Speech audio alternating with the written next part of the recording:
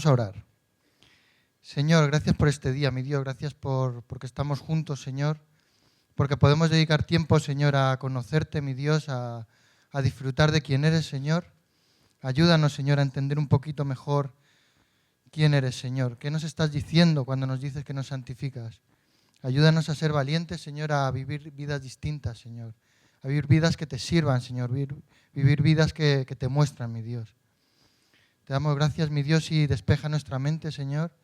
Ayúdame a expresarme con claridad, Señor, y que tengamos un buen tiempo, Jesús. En tu santo nombre, amén.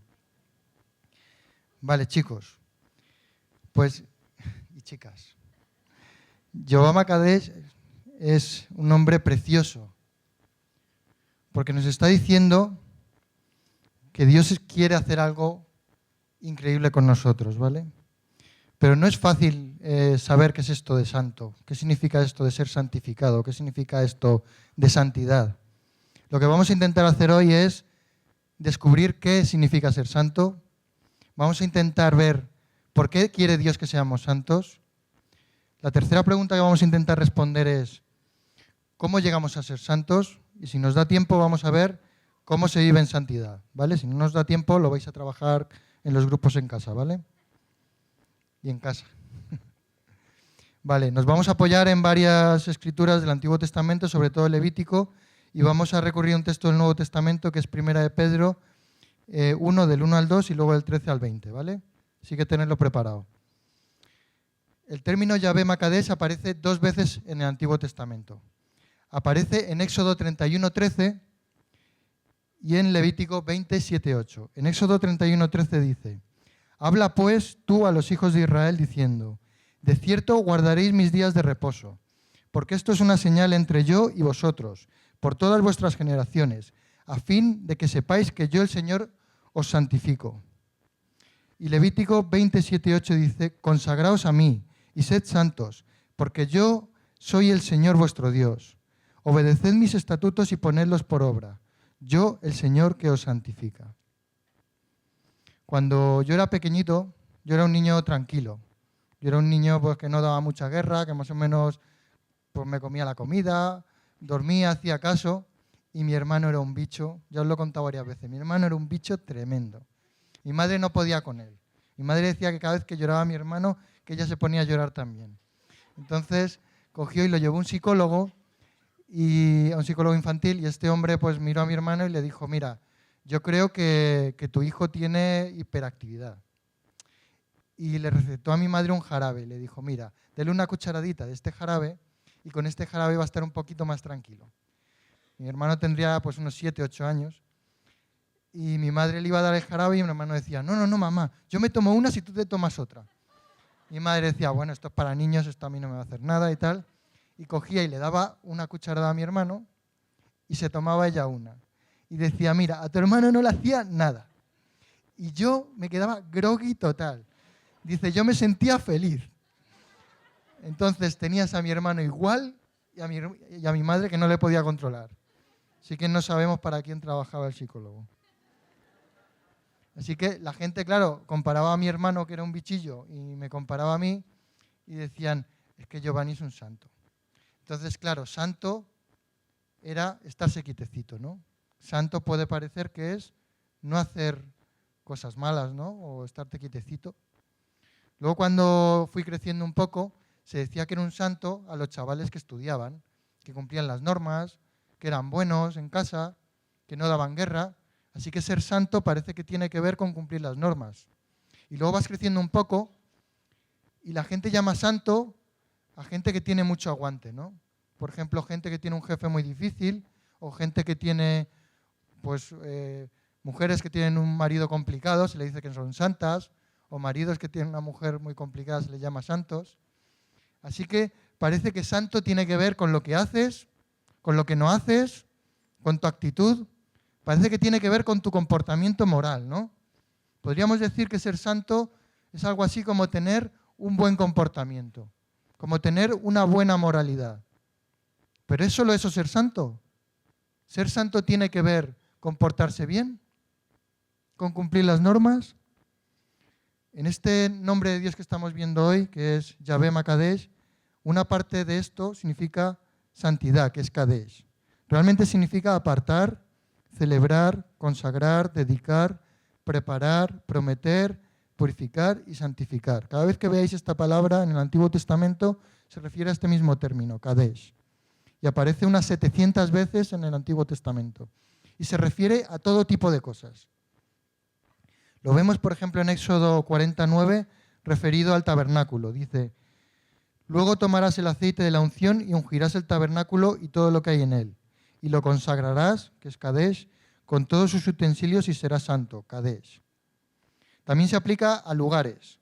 Por ejemplo, en Joel 3:17 dice, entonces sabréis que yo soy el Señor vuestro Dios, que habito en Sión, mi santo monte, santo de Kadesh, y Jerusalén será santa, Kadesh, y los extranjeros no pasarán más por ella.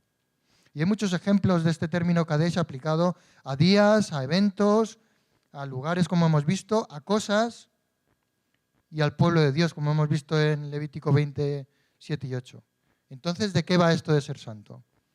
Porque si ser santo es comportarse bien, ser bueno, tiene que ver con lo que no haces y con lo que haces, ¿cómo puede ser una mesa santa, un tabernáculo santo, un día santo, un monte santo? Tiene que ser algo más. Santidad tiene que implicar algo más que lo que haces. Si nos fijamos, todas estas cosas santas, que la Biblia llama santas, tienen una cualidad.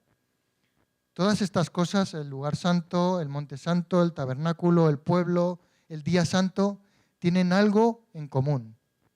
Y eso que tienen en común es que le pertenecen a Dios. Y eso es una definición mucho más precisa de lo que es ser santo. Si nos tenemos que quedar con algo, nos tenemos que quedar con esto. Ser santo es pertenecer a Dios. ¿Y qué te hace santo? Que le perteneces. ¿Vale?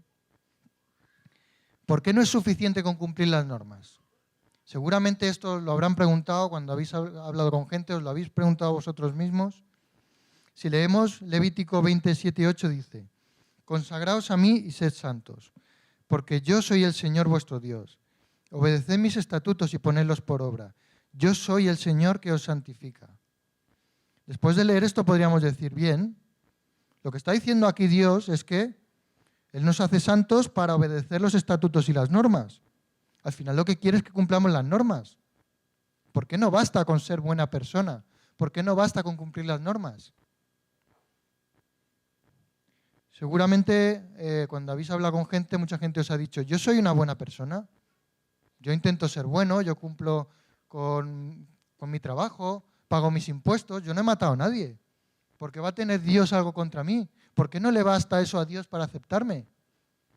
A lo mejor conoces gente que incluso va más allá, que son modelos de ciudadanos, o gente que a lo mejor hacen un sacrificio por altruismo tremendo, gente que se va a países donde hay gente que no tiene nada y dan todo por una buena causa.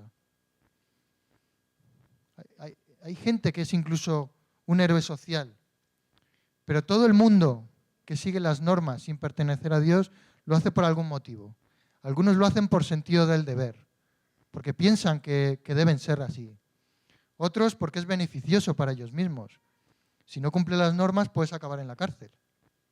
Otra gente que es mucho más generosa piensa que es lo mejor no solo para ellos, sino para tu vecindario, para tu país, para todo el mundo es mejor que cumplamos las normas. Otras personas piensan que es un legado familiar.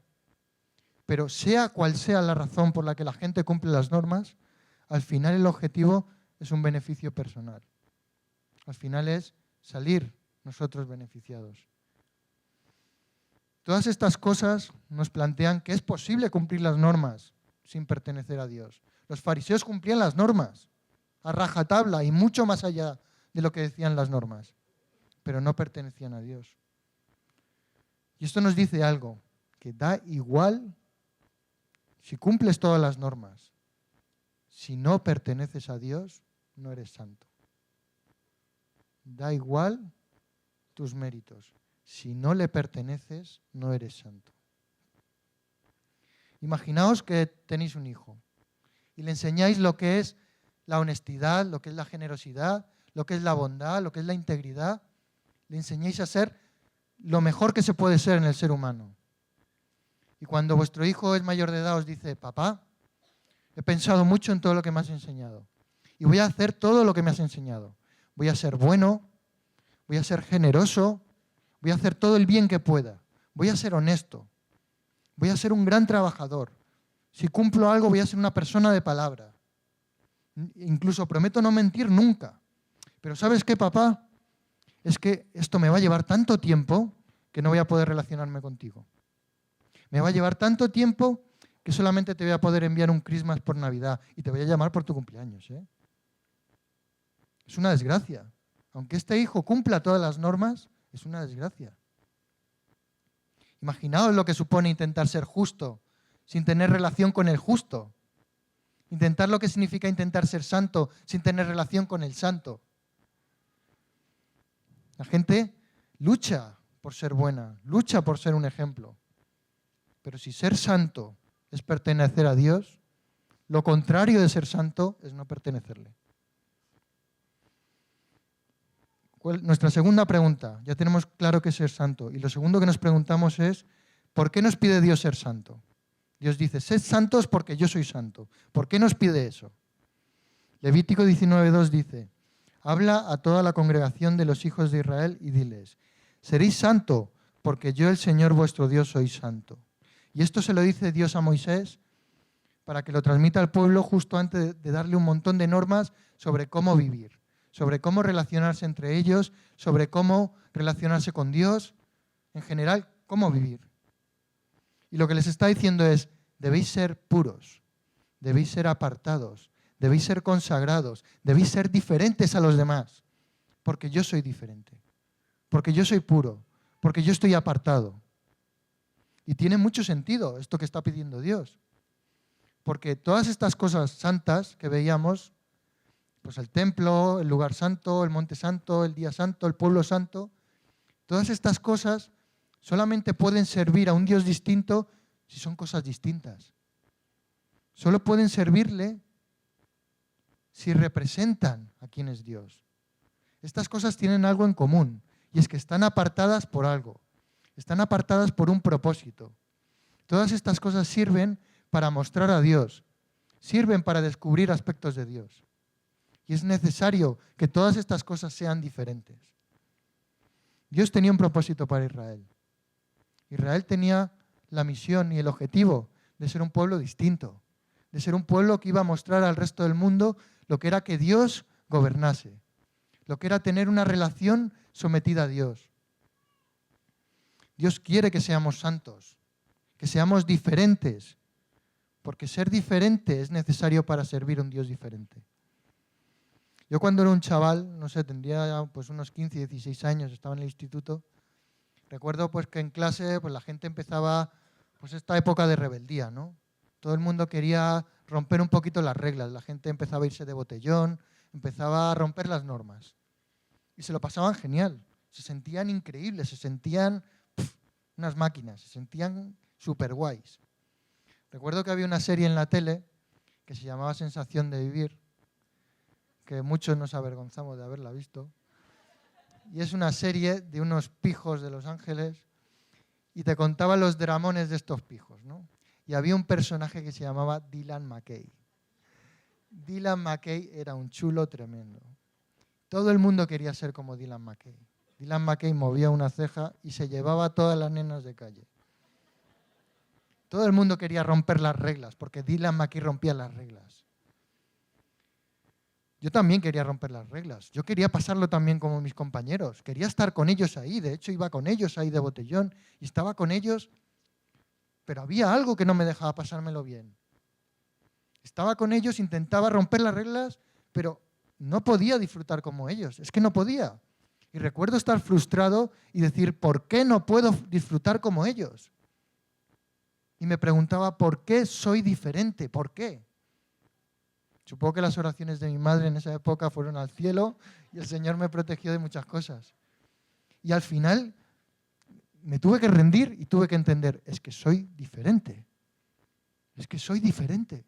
Es que no me da igual lo que Dios piense. No me da igual. Es que aunque lo intente, aunque intente olvidarme de Él, hay algo aquí y aquí que no me deja.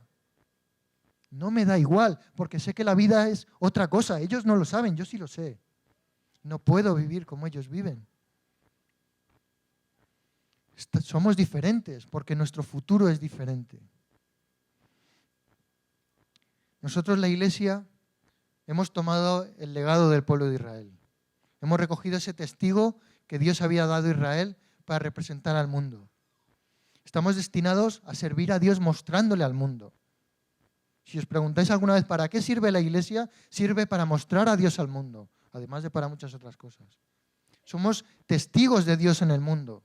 Somos espejos de Dios en el mundo. Pero hay dos errores en pensar que ser distinto puede significar, por una parte, ser recluidos o aislados. Porque entonces nos iríamos todos a un monasterio. Si ser distinto es apartarte de todo el mundo, es vámonos a un monasterio como hicieron mucha gente, pero entonces nadie conocería a Cristo. Tampoco ser diferente es hacer lo que hace todo el mundo y ponerle la etiqueta de cristiano o ponerle la pegatina para ti, Jesús. Hay iglesias súper mega guays. Hay iglesias que tienen cultos que parecen el Circo del Sol, que piensan que a la gente le gusta la fiesta, nosotros vamos a hacer fiesta. Que llevan luces, nosotros focos más grandes, un foco como el de Batman. Que tienen sonido, nosotros más. Que tienen luces más, que tienen colores más. Más, menos. Son iglesias que piensan, vamos a deslumbrar a la gente, porque les vamos a dar lo que a ellos les gusta, pero a lo bestia, pero mejor. Hay una diferencia muy grande entre contextualizar el Evangelio y competir con el mundo por cómo vive las cosas.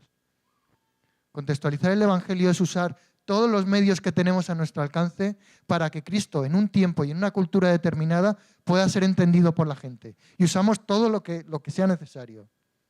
Pero no competimos con la gente por cómo disfrutan de la vida. No podemos montar fiestas mejores que las suyas. Las suyas son mejores. ¿Por qué? Porque en las suyas no hay límite. Pero es que nuestro objetivo no es no tener límite. Nuestro objetivo es que Cristo sea glorificado.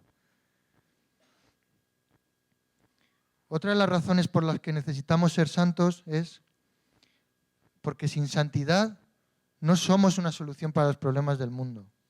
Sin santidad no podemos mostrar que el reino de Dios es una solución a los problemas que tiene el mundo. El mundo tiene un montón de problemas, políticos, económicos, sociales, pero sin santidad no podemos mostrar que Dios es una solución. A veces hablo con un compañero de trabajo que es una persona muy honesta, intenta ser muy honesto, pero es muy humanista, ¿vale? Se frustra un montón conmigo porque él piensa que la humanidad un día va a cambiar. La humanidad está evolucionando, dice él. Dice que la humanidad un día va a conseguir tener la solución a todos los problemas del mundo. Van a conseguir llegar a un nivel de justicia y de sabiduría que les va a permitir arreglar todos los problemas del mundo. Y yo le digo que yo no confío en la humanidad. Que la humanidad a lo largo de la historia lo que ha demostrado es que sola va hacia la extinción. Y él me dice que soy un escéptico. Y le digo, no. Yo tengo fe, pero solo fe en un hombre, en Cristo. ¿Y sabes por qué? Porque es santo. Hay un autor escocés que hablando sobre la santidad dice lo siguiente. Dice, no tengo el nombre, por eso solo digo que es escocés. Dice, la santidad es el balance de todos los atributos de la divinidad de Dios. Porque poder sin santidad se convertiría en crueldad. Omnisciencia sin santidad se convertiría en un truco. Justicia sin santidad derivaría en venganza. Y bondad sin santidad sería pasión. Sería algo intemperante, que haría solo cosas maliciosas e interesadas en lugar del bien. La santidad es lo que le da a Dios grandeza y majestad. Y más que otra cosa constituye su completitud y perfección. La humanidad no puede ser santa. Y aunque pudiera alcanzar a tener justicia, al final sería venganza. Aunque tuviera sabiduría, sería orgullo. Aunque intentara hacer las cosas bien, sería parcial e interesada. No podemos arreglar los males del mundo sin santidad. Nos tienen que indignar los problemas del mundo, nos tiene que indignar la injusticia, pero no basta con denunciarlo con rabia, no basta con intentar arreglarlo con la justicia humana, no basta con venganza, no basta eso, no nos conformamos con eso. Solamente si somos santos seremos justos y sabios para poder ser realmente solución a los problemas del mundo.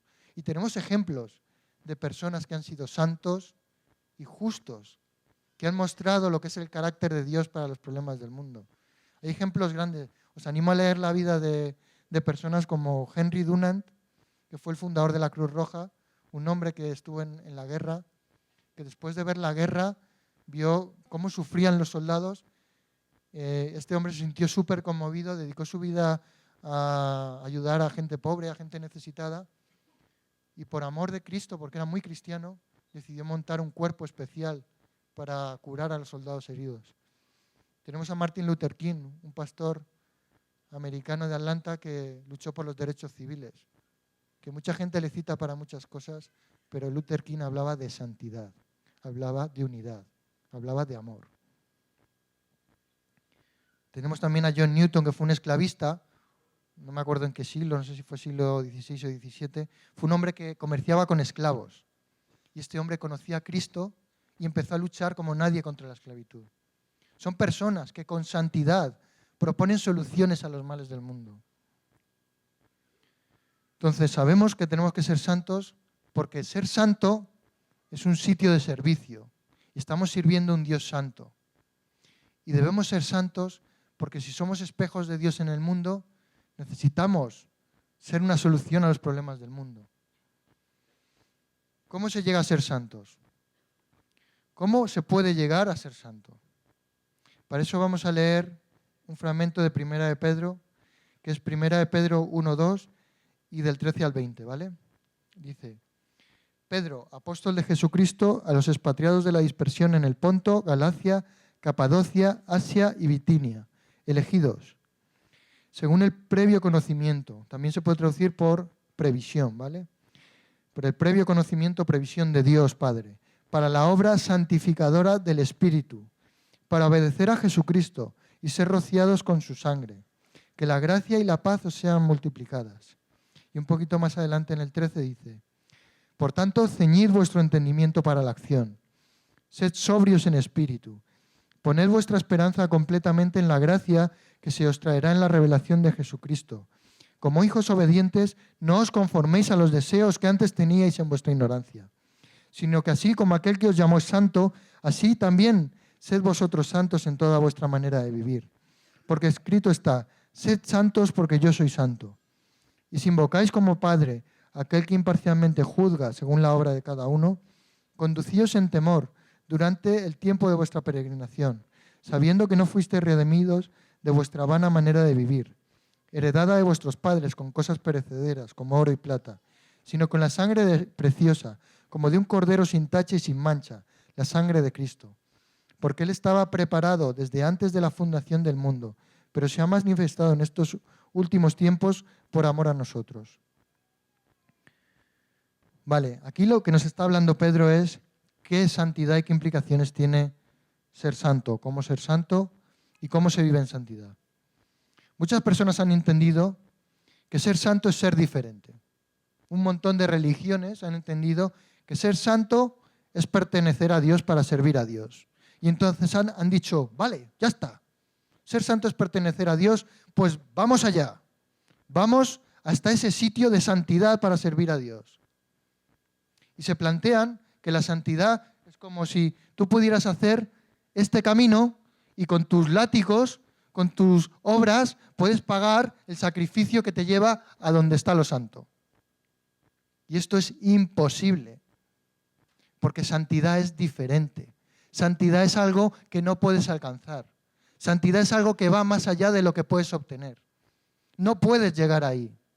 No puedes alcanzar esto ni ganarte esto. Hay más de 2.000 millones de personas, si Wikipedia tiene razón, que están intentando llegar aquí, que están dedicando su vida en castigarse y llevar una vida de penitencia para llegar donde está lo santo. Y es imposible. Ser santos no es una meta, no es un nivel al que se llega, como si empezaras siendo malo, te portas un poquito mejor y eres majete, te portas un poquito mejor y eres buena persona, y ya te portas súper bien y eres santo. No funciona así. Porque ser santo es un lugar íntimamente relacionado a quién es Dios. Íntimamente relacionado a que es distinto, a que es puro, con una pureza inalcanzable. Ser santo es un sitio inalcanzable. Pero por eso murió Cristo. Por eso Cristo hizo este camino por nosotros. Este camino que es imposible, Él lo hizo por nosotros. No podemos recorrer el camino. Y esto tiene dos problemas muy importantes, ¿vale? Por una parte, que hay miles de millones de personas que están viviendo en condenación porque están intentando recorrer algo imposible que no pueden hacer ellos por sí mismos. Y saben que no llegan. Y se miran y ven que no son lo que deberían ser. Y por otra parte, sobre todo en el mundo cristiano, que hay otros 2.000 millones, sabemos que son muchos menos, personas que están perdiendo el tiempo intentando ser santos en lugar de estar sirviendo a Dios en santidad. Si ese camino es imposible, necesitamos a Yahvé Makadesh. Necesitamos al Dios que nos santifica, al Dios que nos lleva hasta ese lugar de santidad. Necesitamos a ese Dios que nos elige, ¿vale? Es como si tienes un bote de cacahuetes y los cacahuetes están intentando meterse en tu boca. No pueden. Solamente tú los eliges y los metes en tu boca. Pues es imposible llegar a ese lugar si Dios no nos lleva. Pero tenemos un Dios que nos lleva de forma inmerecida a ese lugar de servicio. Por lo tanto, santidad es también un estado. No es un logro, es un estado. El versículo 2 de 1 de Pedro 1 dice: es la obra santificadora del Espíritu la que nos permite obedecer a Cristo. Solo podemos ser santos si el Espíritu Santo incrusta dentro de nosotros algo que no teníamos. Solo podemos ser santos si el Espíritu Santo nos lleva a ser una cosa que no éramos y que se escapa de nuestras posibilidades. Es como cuando un niño está mirando a su papá y está su papá muy alto y no puede llegar y lo único que le puede decir es: papá, ¿me subes? Y el papá le sube. Eso es lo único que podemos hacer. Por eso es muy interesante lo que sigue diciendo Pedro a partir del versículo 13. Dios nos lleva a un lugar de santidad. Dios nos da algo que no merecemos, un estado que no merecemos, un estado de servicio que no merecemos. Pero Dios no trabaja con marionetas, ¿vale? Esto de que el Espíritu Santo ponga en ti santidad no significa que vas en automático, ¿vale? Y que ya se hace todo solo. Dios trabaja con hijos. La última pregunta que vamos a ver, creo que nos va a dar tiempo, si corro un poco, es: ¿cómo es vivir en santidad? En primer lugar, vivir en santidad es vivir de forma inteligente. Y esto es muy curioso. Primera de Pedro 1.13 dice: ceñid vuestro entendimiento para la acción. Había una costumbre en Oriente, y es que como llevaban túnicas largas, cuando tenían que correr o cuando tenían que hacer algún esfuerzo físico, tenían que recogérselas. Entonces hacían eso, que es ceñirse las vestiduras y se las enrollaban en el cinturón y podían salir a correr a por los niños.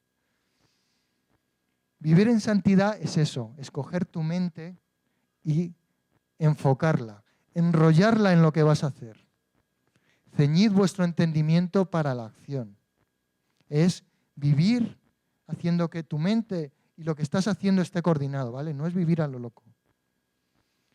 Hay algo muy curioso y supongo que os ha pasado mucho, y es que cuando habláis con la gente, cuando habláis de Dios, de buscar a Dios, os dicen: ya, es que sabes lo que pasa. Yo te entiendo, claro, es que tú necesitas creer en algo. Pobrecitos. Pero es que veréis, nosotros es que pensamos más. Nosotros hemos pensado un poco más y por eso hemos visto que no necesitamos a Dios. La gente que no cree en Dios piensa que ellos piensan más que los que creen en Dios. Piensan que tener fe es pensar menos. Recuerdo una anécdota del trabajo, y estábamos comiendo en el trabajo unos cuantos compañeros, y son mesas largas, y estábamos teniendo varias conversaciones por grupos y en la mesa en la que estaba yo teníamos una conversación sobre las decisiones que tomábamos y tal. Y empezó a profundizar la conversación y les dije, ¿os puedo hacer una pregunta? Y me dijeron, sí, vale. Y les dije, estamos hablando de decisiones y de sentido de las cosas. ¿Me podríais decir cuál es la razón por la que vivís como vivís? ¿Podríamos responder a cuál es el sentido último de nuestra vida?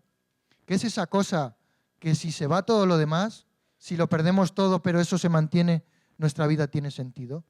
¿Qué es eso para vosotros? Y la gente no sabía qué responder. De hecho, toda la mesa se cayó y empezaron a mirar lo que estábamos hablando nosotros y decían, ¿pero qué estás diciendo? Y yo, sí, es que estamos hablando de saber si podemos responder a cuál es el sentido último de nuestra vida. Y todo el mundo empezó a interesarse, a preguntarse, no sabían qué decir. Algunos decían, la familia, creo que la familia. Entonces les decía, vale, la familia. ¿Sabes que las familias se rompen todos los días? Que pueden pasar cosas, pueden pasar muchas desgracias. Si se va tu familia, tu vida pierde sentido. No sabían qué responder. Y el más honesto de todos era un chaval que se estaba cogiendo la cabeza con las manos literalmente y decía, no sé qué responder. Me decía, no te puedo responder, no lo sé. Me decía, no lo sé. Pero ellos piensan más.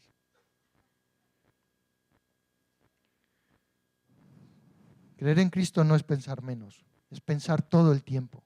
Estamos pensando todo el tiempo en Él. Estamos evaluando todo el tiempo nuestra vida. Yo les decía a ellos, ¿no creéis que esta pregunta debería ser lo primero que tenemos que responder cuando nos levantamos de la cama? ¿No debería ser la única pregunta sobre la que tendríamos que tener una respuesta segura? Dice Pedro en el versículo 13, dice, ceñid vuestro entendimiento para la acción, sed sobrios. Esto de ser sobrio no significa ser un muermo, ¿no? ¿Vale? Ser sobrio no es un tío que es un soso. Significa estar lúcido, ¿vale? Significa estar despierto. Ceñid vuestra mente de forma sobria, es decir, no hagáis nada porque sí. Haced todo con un propósito. ¿Con qué propósito? Dice el versículo 13, poned vuestra esperanza completamente en la gracia que se os traerá en la revelación de Jesucristo. Vuestra esperanza completamente en la gracia que se os traerá en la revelación de Jesucristo. Todo el mundo tiene esperanza en algo, ¿vale?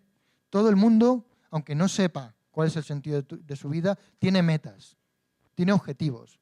Ganarse el euromillón, tener pareja, sí, ganarse el euromillón. O sea, la gente de mi curro sueña con ganarse el euromillón. Hay gente que sueña con tener una pareja, otros con tener niños, otros con comprarse una casa. Todo el mundo tiene metas, todo el mundo tiene esperanzas. Pero ¿sabéis cuál es el problema? Que la gente se ve con la necesidad de coger algo finito y tener que presentarlo ante un futuro que es infinito. Y tienen ansiedad, porque estás presentando algo finito para cubrir algo infinito. Es como intentar llenar una piscina con un vasito de agua. Venga, nos tiramos. Eso lo hace la gente. Al final, cosas pequeñitas se convierten en dioses.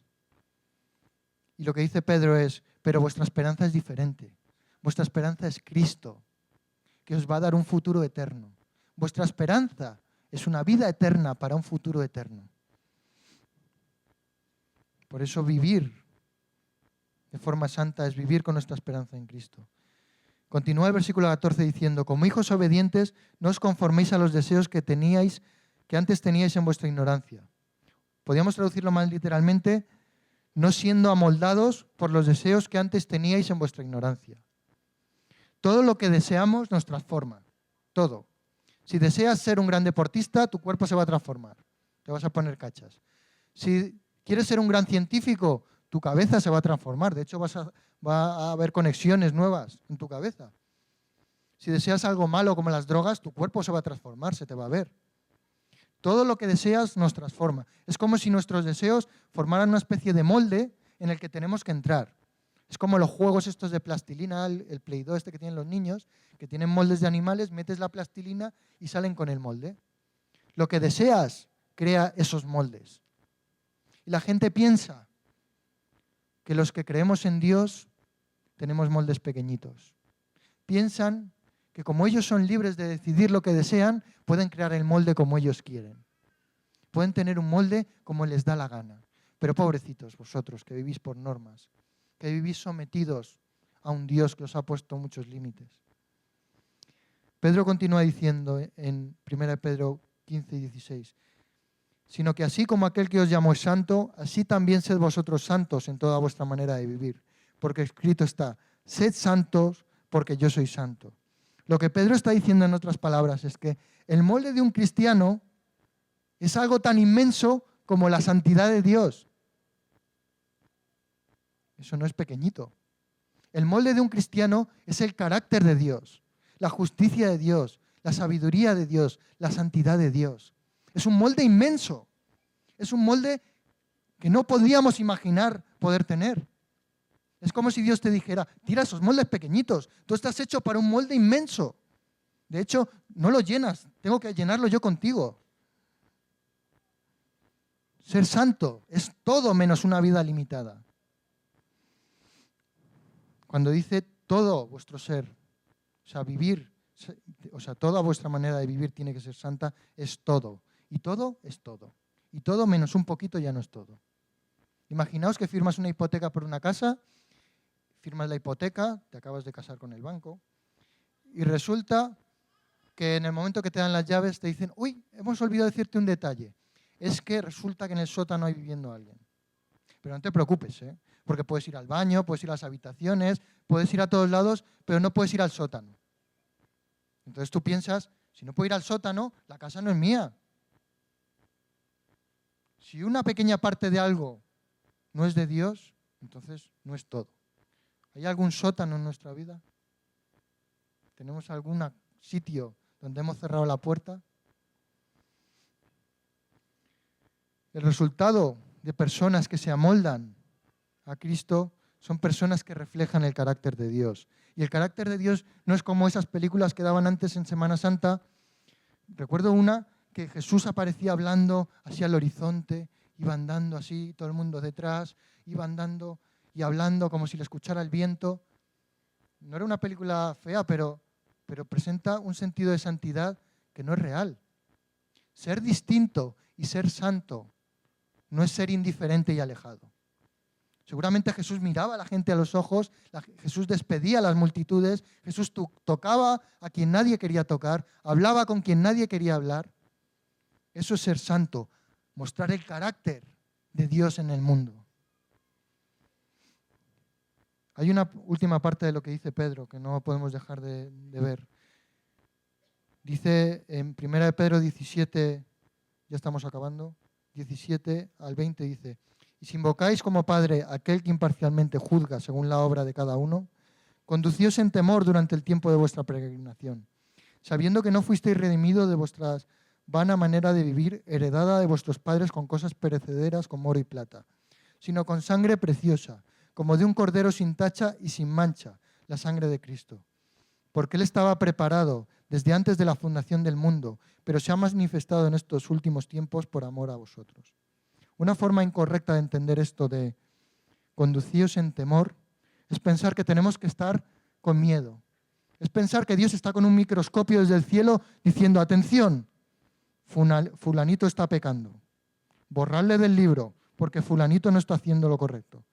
Dios no funciona así, ¿vale? Dios no es así. Dios es un padre.